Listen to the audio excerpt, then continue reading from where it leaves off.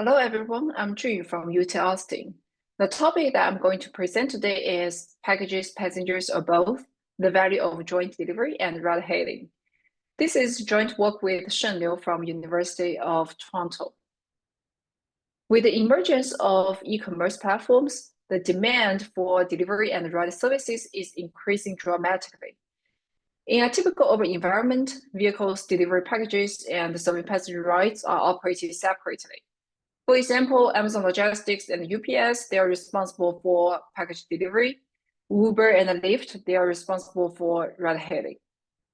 Meanwhile, on-demand platforms enable gig workers to explore opportunities in different markets, even at the same time. For example, crowdsourcing drivers can sign up for package delivery for Amazon according to their own schedule. So the key question that we are interested in answering is there a value to coordinate? The key part of our analysis is to characterize the trade-off between package delivery and ride hailing. From the positive side, it has potential of higher revenue, and there could be possible synergy between the two jobs. However, from the negative side, the delivery route is disrupted, but we don't know how much disruption. The passengers may need to take a detour to reach the destination. Whereas package delivery is organized by TSP routing that enjoys economies of scale, typical passenger ride requests feature independent origin destination trips that cannot be very effectively pulled.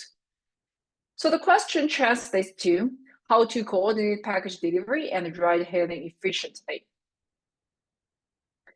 Now let me introduce the model setup. We consider a square surface region with area R square. There are n packages that are uniformly distributed in the surface region with density n divided by R square. Passenger ride requests follow a stationary Poisson process of rate lambda with pickup and drop-off locations uniformly distributed in the surface region. Package delivery revenue is RP per delivery. Ride hailing revenue is RT per mile of trip distance. The driver travels with a fixed speed V without capacity constraint. And the key idea that we introduced in our paper is that we divide the service region into n zones to facilitate the delivery routing. Within a zone, the driver delivers packages according to the TSP route. When package delivery is almost done, the driver starts screening. Passenger ride is accepted if it's within our distance, and at the same time, the destination is in an undelivered zone. Otherwise, the driver just goes to the next undelivered zone. Now let me show you a very simple zoning policy. This is a full zone zoning policy. The driver first delivers all the packages in the first region. If the trip is within our distance and the destination is in an undelivered zone, the driver will take the passenger from the current zone to the next zone. After dropping off the passenger, the driver will deliver all the packages in that zone. And the performance metric that we care about is the expected revenue rate. It's defined as expected revenue divided by expected total delivery time. And the total delivery time includes multiple parts. Okay. Our goal is to determine the number of zones n. This n trade-offs TSP routing efficiency and ride hailing flexibility.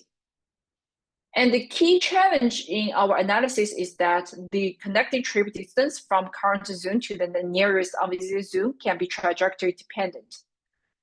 So the way that we solve this challenge is that we consider worst case distribution, and then we compute the lower bound for the revenue rate. This is a main technical result of our paper. We make several observations from this theorem. First, when the profit from ride hailing is low or the package density is high, then the optimal policy is pure package delivery policy. On the other hand, if ride hailing is relatively lucrative and the package density is low, it's optimal to employ the flexible switching policy, the n star equals n. In general, the added pick-up and drop-off locations from ride requests cause relatively smaller disruptions to delivery routing as the package locations become sparser. When package locations are sparse enough, the economics of scale from delivery routing are small and should give way to flexibility in responding to passenger rides. Lastly, when the ride profit and package delivery are moderate, the best policy is the full zone policy. And the joint delivery of packages and passenger rides can improve revenue rate for a wide range of parameters, but cannot beat the pure delivery policy if packages are densely distributed. This figure shows the parameter regimes of n number of packages, RT, the revenue rate from ride hailing, under which the optimal policy takes the form of switching policy, full zone policy, and pure delivery policy. Okay, to conclude, our paper shows that the joint package delivery and ride hailing is a promising scheme for drivers when the package density is not so high.